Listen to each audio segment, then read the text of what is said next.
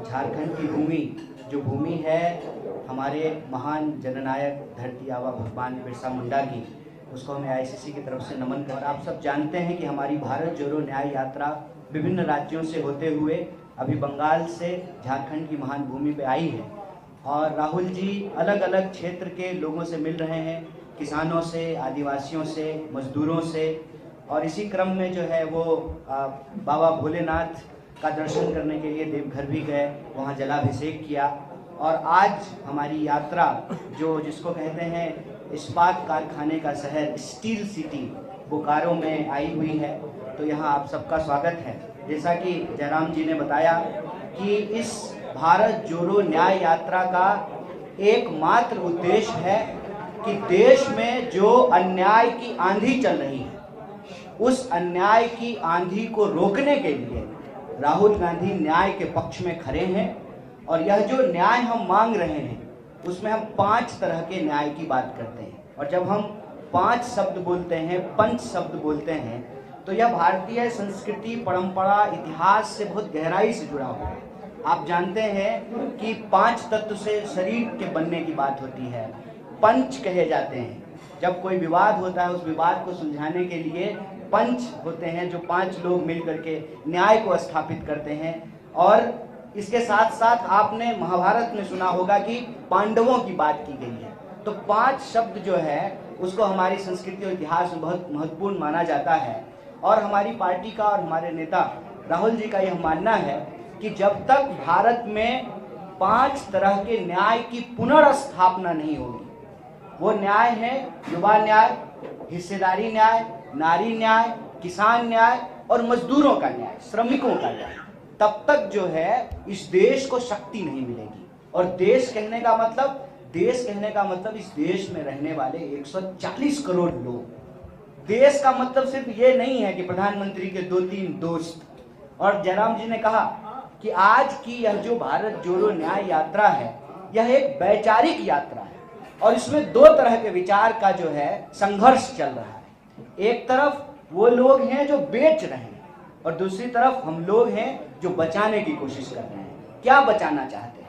बचाना चाहते हैं कि इस देश के लिए कांग्रेस पार्टी ने पब्लिक सेक्टर बनाया और अपने दोस्त के लिए उस पब्लिक सेक्टर को प्रधानमंत्री मोदी जी फ्रेंड सेक्टर में बदल रहे हैं। वो पब्लिक सेक्टर को फ्रेंड सेक्टर बना रहे हैं। फ्रेंड सेक्टर कैसे बना रहे हैं? तो जो एयरपोर्ट देश की जनता का है, देश का है, उसको औने पौने दाम में, मतलब कौड़ियों के भाव में वो अपने दोस्त को दे रहे हैं। और ये रिश्ता क्या है? सिंपल रिश्ता है कि हम तुमको देश की संपत्ति देंगे। उसको हम इस तरह से कहते हैं कि तुम मुझे चंदा दो, मैं तुम्हें धंधा दूंगा। मतलब चुनाव लड़ने के लिए, विधायक खरीदने के लिए, ये सवाल आप पूछेंगे, विधायक खरीदने के लिए हम आपको जो है धन देंगे और आप जब चुनाव जीत जाएंगे तो आप हमको जो है इस देश की संपत्ति दीजिएगा। यही रिश्ता है, एक हाथ ले दूसरा हाथ दे। सवाल यही है ना कि लोकतंत्र को कौन बेच रहा है।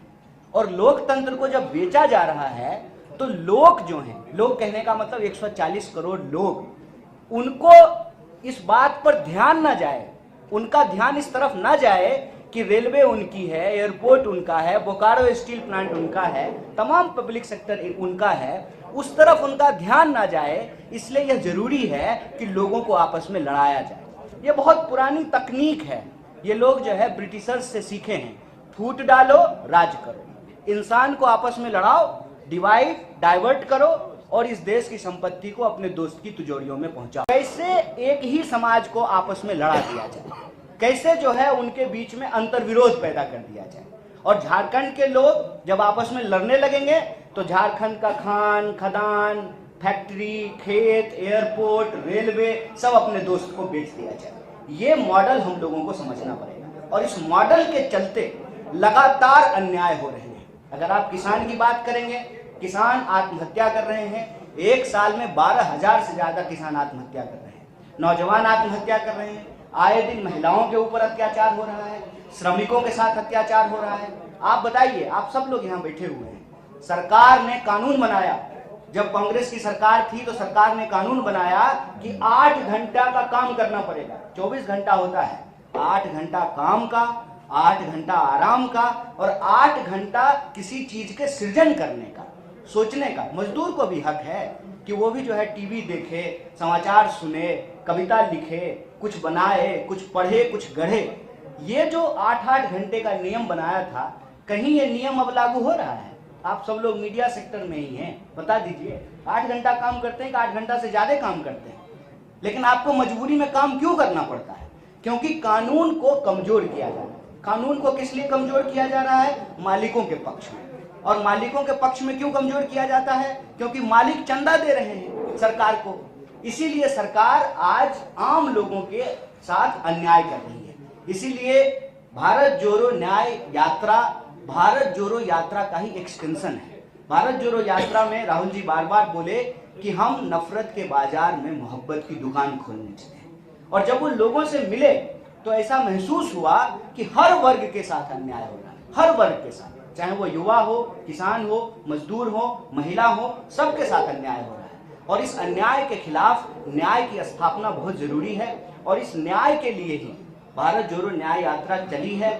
और इसमें हम आपके सामने कह रहे हैं कि हम जिस भी राज्य में जा रहे हैं उस राज्य के लोगों के जो मुद्दे हैं उन मुद्दों को हम उठा रहे हैं। आपने देखा होगा कि झारखंड में भी पेशा कानून की बात की गई, सरना कोड बिल की बात की गई और यहाँ के पब्लिक सेक्टर को जिस तरीके से बेचा जा रहा है उसको बचाने की बात की गई। यहाँ के किसानों की, आदिवासियों की, मजदूरों की, गरीबों की और यहाँ के जो नौजवान हैं, महिलाएं हैं, उनके जो सवाल हैं उसको हम लोग भारत जोड़ो न्याय यात्रा के माध्यम से उठा रहे हैं। और हमारा यह मानना है कि यह भारत जोड़ो न्याय यात्रा का ही प्रभाव है कि जहां जहां हम जा रहे हैं वहां वहां जो है इनके पेट में जबरदस्त दर्द हो रहा है। ऐसा दर्द हो रहा है कि ये साम दाम दंड भेद लगा करके उस जगह की सरकार को अस्थिर करने का प्रयास करते हैं। यहाँ की सरकार को भी अस्थिर करने का प्रयास किया।